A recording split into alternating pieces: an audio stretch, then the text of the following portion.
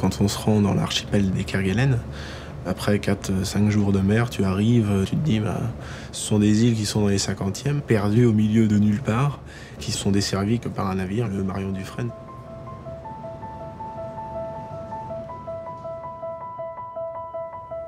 C'est vrai que tu te dis que t'es très loin de tout, que t'es tout petit face à l'océan. Les Kerguelen, pour moi, c'est un peu ça. C'est peut-être quelque chose de vivant et à la fois dangereux et attirant.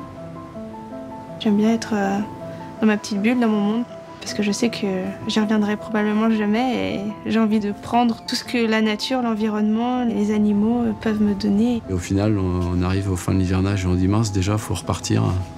On est loin de nos familles et on refait inconsciemment une famille en se respectant comme des frères. Le fait d'être coupé de cette frénésie qu'il y a dans nos pays développés, c'est vraiment très puissant. Je trouve que maintenant on vit dans un monde de consommation mais pur et dur et on s'en rend encore plus compte ici. On est toujours tiraillés en fait entre l'envie d'y retourner et puis d'avoir une vie de famille quelque part. J'ai une fille de 3 ans donc je me vois mal repartir en laissant ma fille et je la reconnaîtrai plus en rentrant. C'est un choix de vie, hein. Pour l'instant c'est pas le mien. C'est la dernière fois que je voyais croiser Kerguelen et Amsterdam.